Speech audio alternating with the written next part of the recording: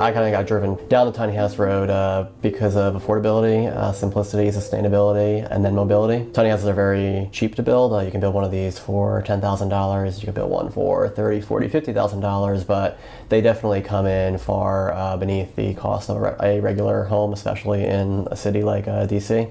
They're very sustainable. They take very little energy to heat or cool. So having a space that I could hook up to solar, that I could catch rainwater and use for a simple shower and sink was very, very appealing to me. They are mobile because many of them are built on wheels. And the reason they're often built on wheels is because it then escapes a lot of the kind of coding requirements, which these homes would violate, not because they're unsafe places to live, but because the minimum size of a room, must be 120 square feet.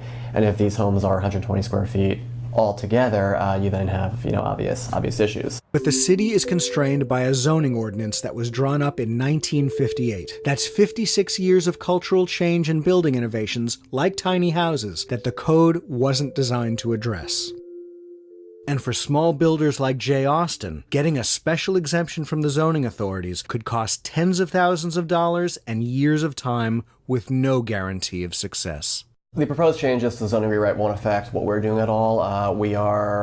Tiny homes on wheels are still a little bit further out, probably many years out, if not decades out. It's totally legal to buy one of these and to park it somewhere, and really it only becomes potentially illegal once you step inside and say, this is my home. We could leave these houses on the lot, I imagine, for 20 years and there wouldn't be any issue with it. But if we declared these are full-time residencies, then there would be a little bit more trouble, perhaps. The laws that keep J. Austin from living in his own home have their genesis in New York City's zoning resolution of 1916.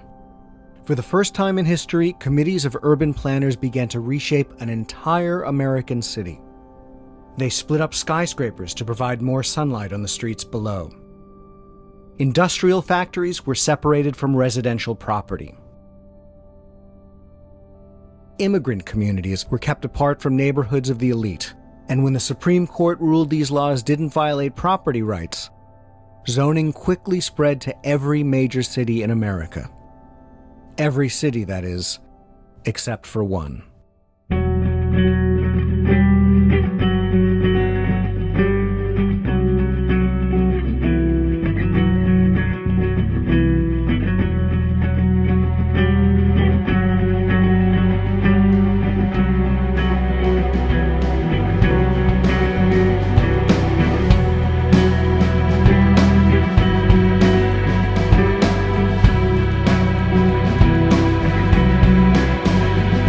Houston, for me, is an experiment. It's an experiment in overt capitalism, and therefore very much at home in Texas. There is a kind of libertarian way of thinking here. It's much more alive in a way, much more organic than a typical zoned city that is more restricted by these very old-fashioned measures that no longer are viable. If you live in an unzoned city, you have to develop a dialogue of negotiation. And that, of course, we have seen in our country is not easy to come by. I have architect friends that have to operate in places like Berkeley, where the zoning board, it's sort of like a group of aestheticians without training and say, no, that's no good, this is good, this is Berkeley, this is not. And this sort of, it's silliness, but has enormous economic consequence, is operating in those places. While here, you can almost get away with anything. Anything, like a house clad entirely in beer cans. In Houston, a few simple laws govern lot sizes and setbacks from the street. There's even a new historical preservation ordinance. But for the most part, developments are regulated by private covenants and deed restrictions. And without city codes, committees, or planners to regulate land use, all sorts of creative expression are possible. When architects began to build homes out of corrugated metal, a cheap material associated with poverty in trailer parks, no one had the authority to stop them. As it turned out, not only were tin houses economical, they also kept homes cool by reflecting sunlight during Houston's sweltering summers. Today, tin houses are cherished as a unique Houston innovation. Whether it's a tin house in Houston or a McMansion in McAllen, homes in the sprawling state of Texas will always be cheaper than the densely populated Northeast. But compared to the rest of the Sun Belt, where cities are zoned and the land is plentiful, unregulated Houston is still the most affordable large city in America.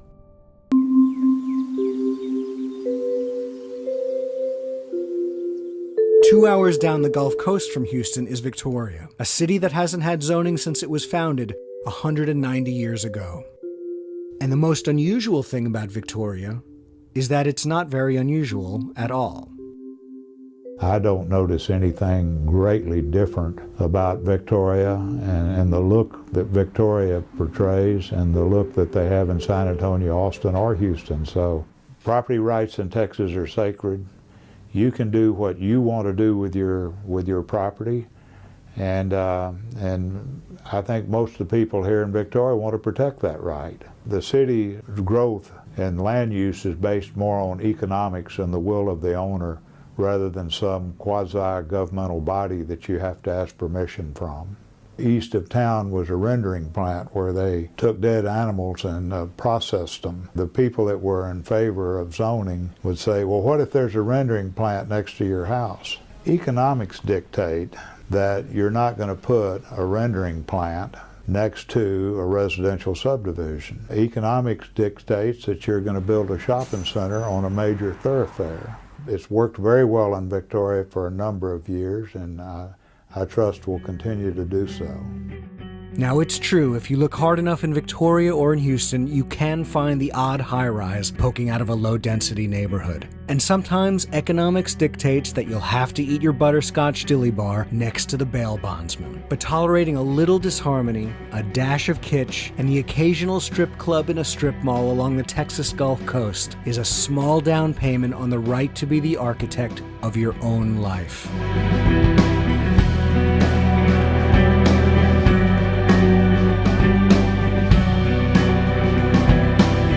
Because if you're Jay Austen, you can build the home of your dreams. You just can't live there.